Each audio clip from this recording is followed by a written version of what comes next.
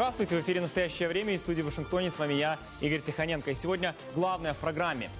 США все-таки будут поставлять Украине летальную помощь. За соответствующее решение проголосовал Конгресс. Рекомендация антидопинговых властей дисквалифицировать Российскую Федерацию легкой атлетики вызвала резкую реакцию некоторых москвичей.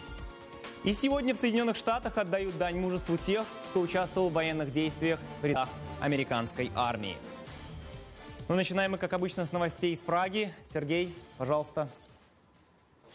Спасибо, Игорь. События дня в настоящем времени из Праги. Я Сергей Дорофеев. Здравствуйте. В Москве пишут сирийский сценарий. Согласно ему, Кремль может вывести Асада из игры. По крайней мере, так следует из нового плана России по урегулированию ситуации в этой арабской республике.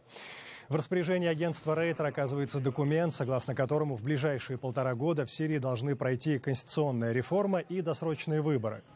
Президенту страны при этом отводятся функции главнокомандующего, в его ведении будет работа спецслужб и внешняя политика. Помочь разобраться в этом новом плане до нашего эфира я прошу эксперта по Ближнему Востоку Владимира Фролова. Владимир, согласно плану Москвы, Башару Асаду не запрещается переизбираться, однако он не сможет руководить реформами. Для этого, согласно документу Кремля, должна быть единая кандидатура, согласованная со всеми сторонами конфликта. По-вашему, вот таким образом, значит ли это, что Москва готова к некому компромиссу с Вашингтоном по сирийскому вопросу, выводя Асада в тень? Ну, частично, я думаю, да, это можно трактовать как определенную гибкость российской позиции.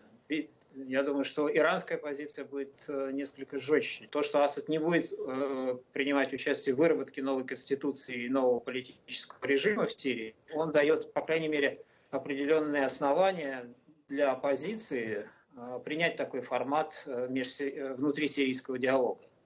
Как эта история с возможным планом Кремля отразится на позиции Москвы как переговорщика в эту субботу, 14 числа, на грядущих сирийских переговорах в Вене? В принципе, Москва идет на эти переговоры с достаточно хороших позиций. У нее есть, собственно, видение урегулирования. Дальше это предмет торга. Мне кажется, что задача минимум запустить, согласовать списки оппозиции для ведения переговоров. И задача максимум, наверное, окончательно зафиксировать список тех организаций, которые будут признаны террористическими. Ну, здесь, кстати говоря, мяч на половине поля у американцев, потому что сейчас, Путин не раз говорил о том, что скажите, кто эти террористы, мы не получаем этой информации. В данный момент, да.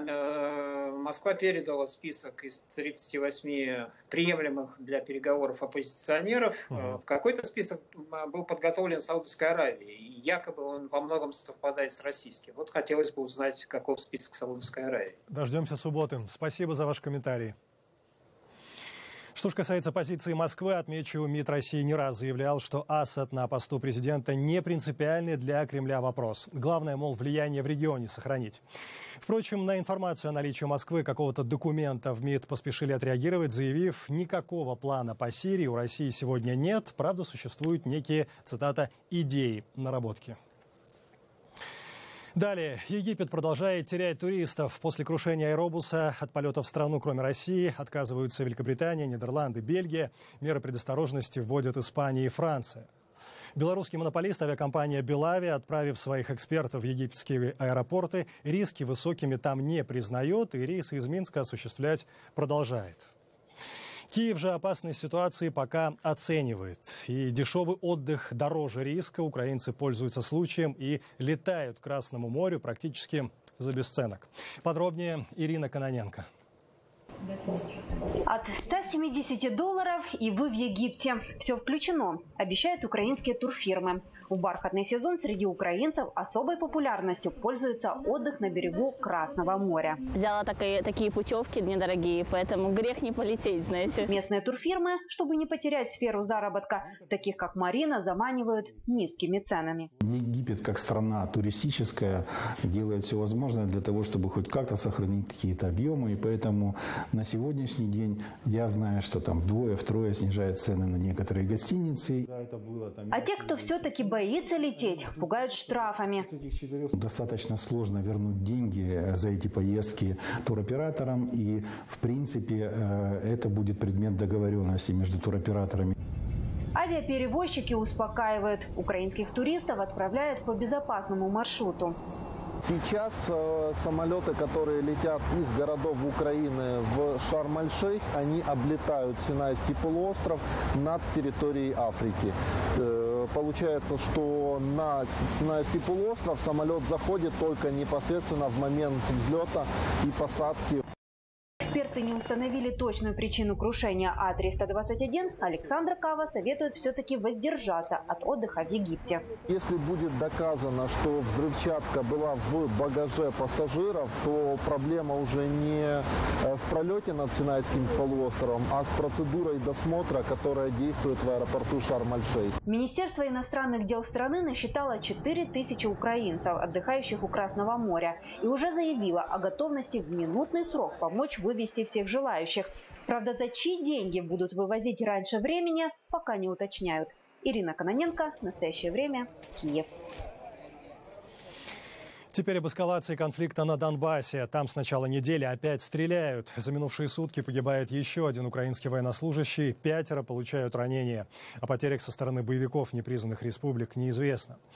Тем временем миссия ОБСЕ в регионе фиксирует неотведенную тяжелую технику, что, понятно, нарушает Минские соглашения. На подконтрольной Украине территории наблюдатели замечают 3 самоходных гаубицы и 1 танк. На территории боевиков в Донецкой области 6 самоходных и 7 буксируемых гаубиц, а также 6 градов. С чем связана эскалация? С конфликтами между боевиками так называемых республик. В интервью нашей программе рассказывает представитель Украины на минских переговорах Роман Бессмертный. По его словам, вокруг лидеров так называемых ДНР, ЛНР, Захарченко и Плотницкого образовались группы влияния. И эти группы теперь пытаются искать контакты с официальной киевской властью. Внутри и в Донецке, и в Луганске произошел раскол между военными и так называемой политической верхушкой. И, скорее всего, там идет борьба за то, кто на себя возьмет ответственность за эту полуторагодичную трагедию. Это не может не отражаться на линии соприкосновения. Обратите внимание, пошла активизация со стороны благотворительного фонда Ахметова. Я думаю, что это инструмент, которым господин Ахметов пытается возобновить контроль над ситуацией. Я не исключаю, что то, что Кремль прекратил сейчас подачки денежные в Луганск и Донбасс, это еще одна из причин, которая могла потянуть за собой такое обострение. И на этом фоне на линии разграничения открываются еще 2 пункта пропуска. Несмотря на это, у границы с непризнанной ДНР выстраиваются километровые очереди. Люди стоят более суток. Навестить родственников, привезти старикам продукты или проверить состояние родного дома. С этой целью линию разграничения ежедневно пересекают тысячи человек. Жена, дочь 2 месяца, с тещей. Возвращаемся пока домой. В принципе, работа есть, предприятие украинское, то есть под юрисдикцией Украины. Ждут меня работать. Будем посмотреть. Проверка машин и документов занимает не менее 5 минут. На самом пункте пропуска пограничники работают слаженно и быстро. Набили руку. Здесь же для ожидающих есть туалетные кабинки и медпункты врачей без границ. Основная масса людей вынуждена ждать за постом и даже в серой зоне, на территории между конфликтующими сторонами. Там люди ждут сутками. Что ж теперь делать, раз тут нас обижают, наверное. Так что вяжем и вяжем, что-то надо делать. На ничейной земле нет туалетов. Люди ходят на обочины, которые могут быть заминированы. Врачи без границ патрулируют вдоль многокилометровой вереницы машин. Приглашают или вызывают, сами люди звонят, у нас есть телефоны неизвестные. И мы оказываем помощь как на дороге, так и людям, которые здесь уже на самом пункте пропуска автобусы приходят. Загруженность дороги связана с тем, что пункты пропуска перешли на зимний график работы, всего 9 часов в сутки. Хотя даже во время активных боев в прошлом году посты работали не менее 11 часов. Кроме того, в соседней Луганской области нет ни одного пункта пропуска для машин. Единственный пеший открыли почти неделю назад. Там может пройти около 200 человек в день. Когда откроют транспортный коридор и откроют ли вообще? На этот вопрос глава Луганской области просто пожимает плечами. Многокилометровые пробки и в России, причем на федеральных трассах. Устраивают их дальнобойщики. Они протестуют против подписанного премьер-министром Дмитрием Медведевым постановления о введении с ближайшего воскресенья платы за проезд, причем по своим же российским дорогам. Ровно на 1 час фуры выстраиваются у обочин. Дальнобойщики требуют немедленной отмены постановления. К примеру, за проезд от Москвы до Иркутска по новому тарифу придется отдать около 8 тысяч рублей. Это $120. В марте следующего года, согласно постановлению, эта сумма вырастет вдвое, а за неуплату придется заплатить штраф от $7 тысяч. Российские власти обещают, деньги пойдут в специальный фонд ремонта дорог. Нет, не устраивает, потому что это однозначно будет подорожание продуктов, подорожание ГСМ, запчастей и всего остального. Да, люди едут, вот останавливаются, то же самое. Они знают, что просто сейчас за этим будет однозначно налог поднят и на одиночные автомобили. Они планируют от 1,5 тонны и выше это. История с допинговым скандалом в России разрастается. От легкой атлетики к футболу. Президент футбольной ассоциации Англии Грейг Дайк призывает руководство ФИФА рассмотреть возможность наказания члена исполкома ФИФА, министра спорта России Виталия Мутко. Эхо скандала создает не только спортивные чины. Эта тема, судя по опросу нашего корреспондента Вадима Кондакова, волнует и простых москвичей. Вместе с ними он поучаствовал сегодня в утренней пробежке. День добрый, здравствуйте. Скажите, пожалуйста, а вы слышали, что Международное допинговое агентство хочет запретить нашим легкоатлетам участвовать в соревнованиях международных? Слышал. Как вы относитесь к этой инициативе, к этой рекомендации? Ну, что с них взять? Они же недоразвитые. Так что я как-то, уже привык, что они все под нас что-то копают. Сами ничего сделать не могут. Вот решили таким способом избавиться от наших спортсменов. Просто, может, говорят. Или так? Нет, якобы есть исследование независимой международной комиссии. Но вот когда точно докажут, тогда можно что-то думать. Но у вас какое ваше личное мнение? Вы верите в то, что наши спортсмены повально принимают допинг? Да нет. Такого навряд ли. Думаете, нет? Нет. Скорее всего, что-то есть. Какие-нибудь. Наверняка все спортсмены едят протеины, еще что-нибудь, чтобы поддерживать уровень. Что-то да есть. А вы бы стали... Но я думаю, не только российские, я думаю, все. Хочется верить, что они чистые. Они такие здоровые, красивые по телевизору. Ну, наверное, есть, которые принимают. Но они скоро закончат принимать. Вы сами не принимаете допинг? Нет. Для спортивных результатов?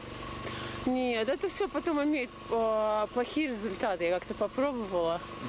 И ничего хорошего не получается от этого. А вы не верите в то, что это может быть так? Ну, не знаю. Думаете, предвзято относятся к нашим спортсменам? По всей вероятности, да.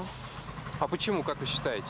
Ну, не знаю, мне кажется, это политика задействована в этом плане. Я так далека от спорта. Ну, так не скажешь. Да нет, что спорт вообще не мое. Хотят запретить нашим спортсменам вообще участвовать даже в Олимпиаде. Не, ну это вообще, конечно, перебор. Ну, там, наверное, что-то такое, чего мы не знаем, наверное. Может, в других странах это более изощренно делается, что это сложно определить. Но... А мы по простоте своей попали под раздачу? Ну, вот что-то такое произошло. Мне кажется, так. Ну, сейчас вот на Мутко тоже есть наезд. Говорят, что якобы он покрывал всю эту допинговую историю, а его якобы покрывал чуть ли не самой ФСБ. Ну, это я не знаю. Это вряд ли ФСБ будет в это лезть. Мутко, конечно, к Мутко как отношусь. Он такой скользкий, Мутко, что он обтекаемый такой товарищ. Наши спортсмены, в принципе, они не могут столько в таком массовом количестве нарушать, так сказать, этот допинг-контроль. А вы бы стали смотреть Олимпиаду без российских спортсменов, если бы им запретили участие? Ну, принципиально на зло не смотреть? Нет, интересно было бы или нет? Ну, мне неинтересно. Не знаю, неинтересно. Ну, хочется поболеть за своих, конечно.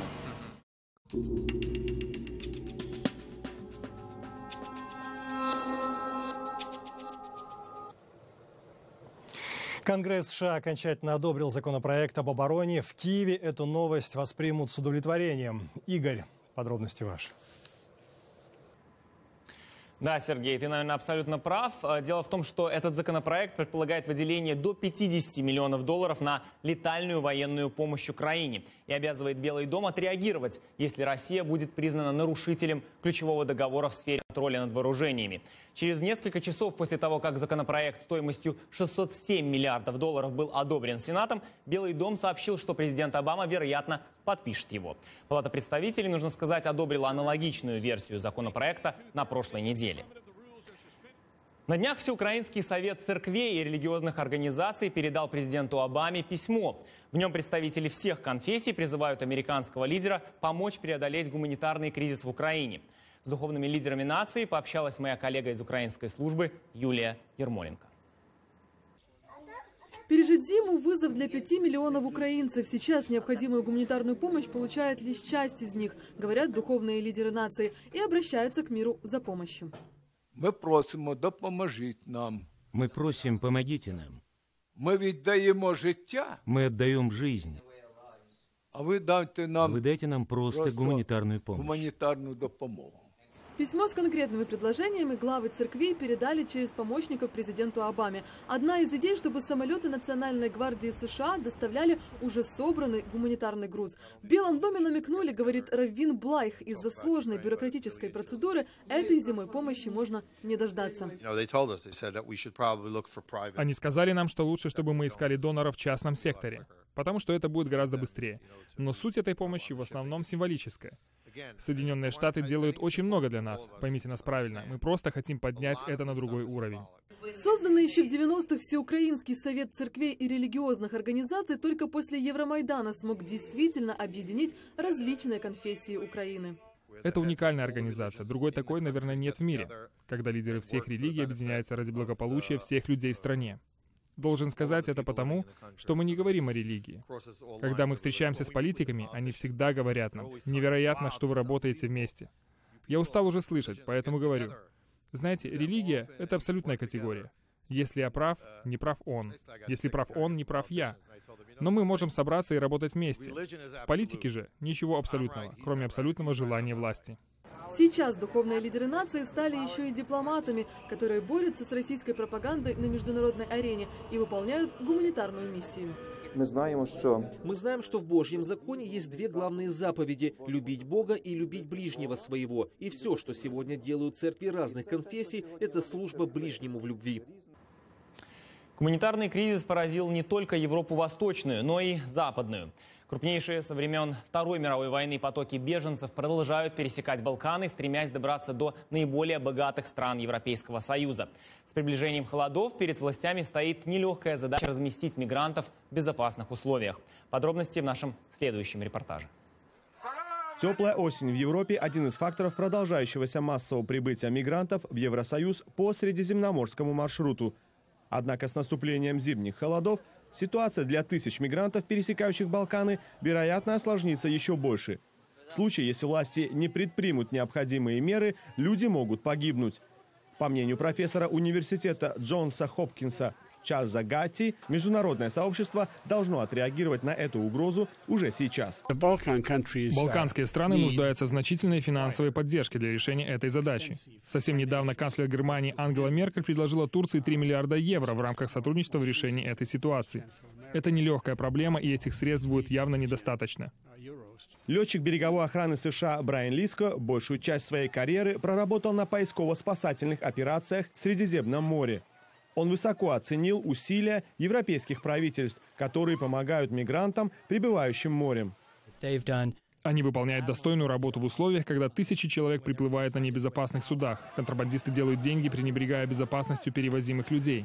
Европейцы достойно проводят спасательные операции на море. Соучредитель Института миграционной политики Кэтлин Ньюланд отмечает, что решение США принять 10 тысяч мигрантов кардинально ситуацию не изменит. Я думаю, что со временем Соединенные Штаты начнут принимать большее число сирийских беженцев. Однако наши процедуры скрининга и проверок беженцев чрезвычайно бюрократизированы. Они громоздкие, дорогие и сложные. Так что нам потребуется в значительной степени отладить этот процесс. На прошлой неделе агентство ООН по делам беженцев обратилось с призывом к донорам выделить дополнительные $96 миллионов на подготовку лагерей к зиме.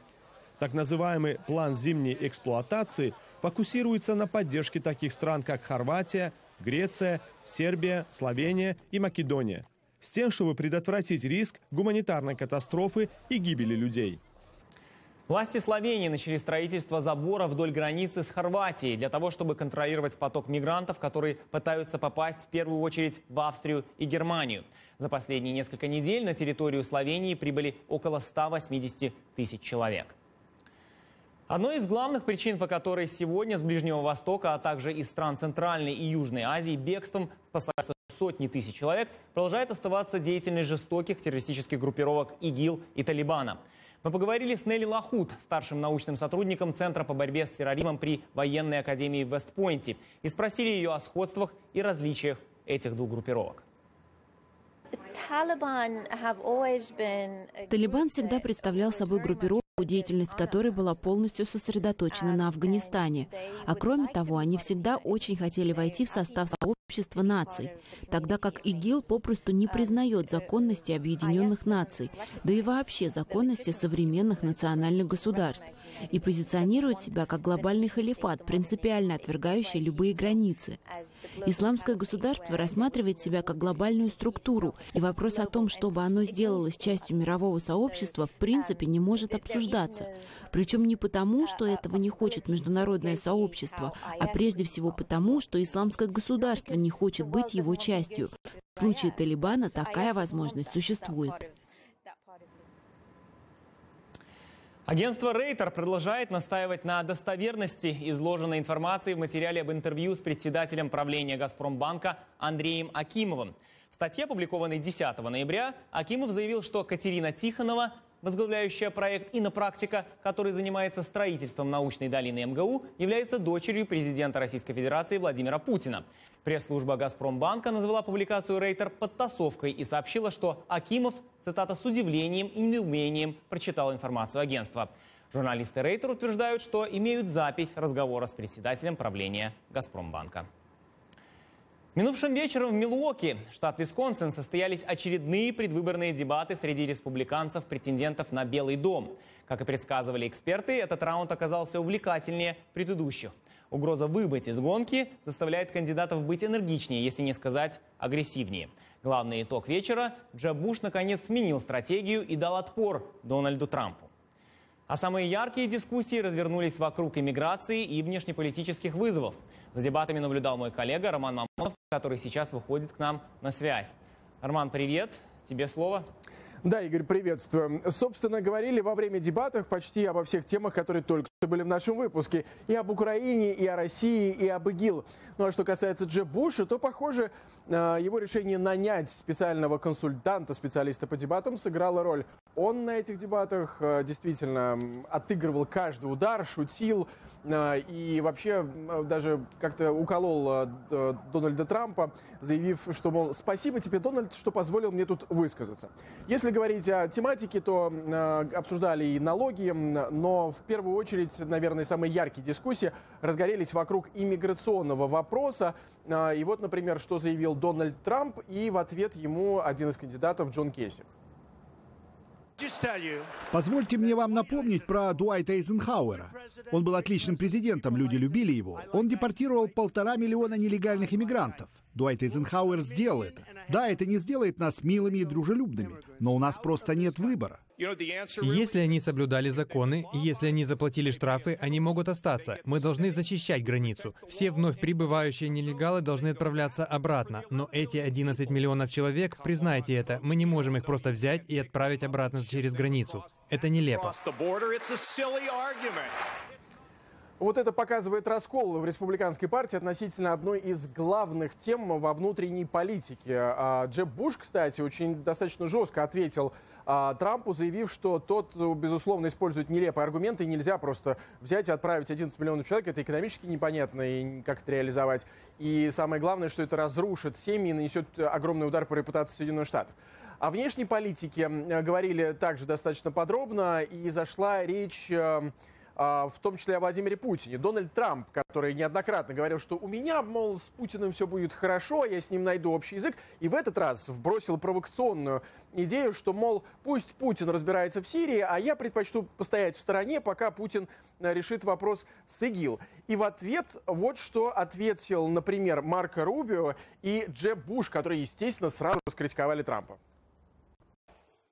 Я никогда не встречал Владимира Путина, но я знаю достаточно, чтобы сказать, что он преступник. Он практически глава преступного клана, который правит целой страной с экономикой в 2 триллиона долларов и использует это, чтобы усилить армию. Несмотря на катастрофу в экономике, он понимает только силу, и каждое его действие в любом регионе мира, будь то Грузия, Украина или Ближний Восток, это поиск наших слабых мест. Все эти идеи, что было бы неплохо, если бы ИГИЛ расправился с Асадом, потом позволить Путину разобраться с ИГИЛ, это все какая-то настольная игра. Они словно играют в монополию или что-то подобное.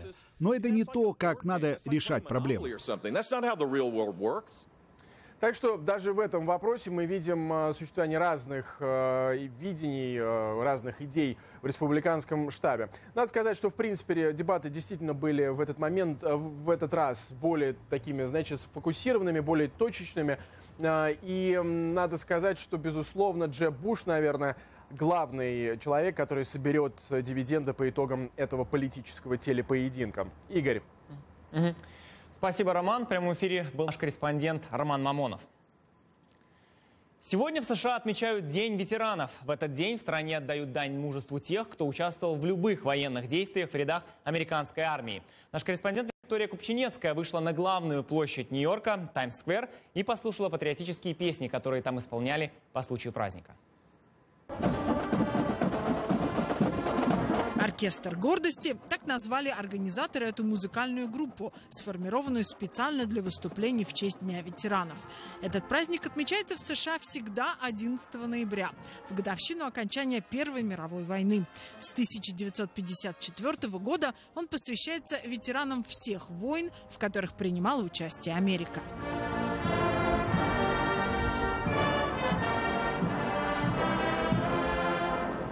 Мичелин Бигмен – представитель индейского племени Кроу, живет на резервации в Монтане. Она прослужила в американской армии 22 года механиком. 2 раза ее отправляли в Ирак. В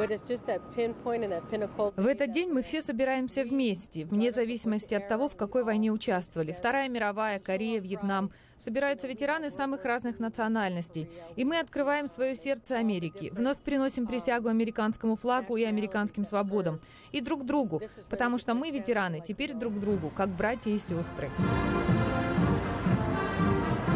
Патриотические песни напоминают собравшимся и самим организаторам о тех, кого страна в разное время отправляла защищать американские национальные интересы, о тех, кто жертвовал жизнью, проявлял чудеса мужества, становился жертвой политических ошибок. В День ветеранов я вспоминаю своего отца. Он служил в морском флоте во время Второй мировой войны. У него не было среднего образования, но когда он вернулся из армии, он стал очень успешным бизнесменом. Вообще его родители, мои дедушка и бабушка, иммигранты из Восточной Европы. Они построили здесь жизнь для себя и для нас. У США самая сильная и самая многочисленная армия в мире. Они тратят больше всего средств в мире на свою оборонную промышленность, примерно 1/5 часть своего бюджета. У США 800 военных баз по всему миру. Сегодня в вооруженных силах США служат почти 1,5 миллиона военных, и среди них все больше женщин. Синди Тебо служит в американском флоте уже 30 лет и дослужилась до адмирала. Была командующим эскадренного миноносца «Декатур». Адмирал Тебо говорит, что благодарна флоту за возможность карьерного роста. Мне кажется, в американской армии людей ценят за то, что они могут и умеют делать. Мне очень повезло. Когда я пошла в армию в 1984 году, меня сразу же распределили служить на военный корабль. И с тех пор я продвигалась по службе вместе со своими коллегами-мужчинами. Я стала одной из первых женщин в стране, которая командовала ракетным эсминцем. Виктория Купчинецкая, Сергей Гусев. Специально для настоящего времени из Нью-Йорка.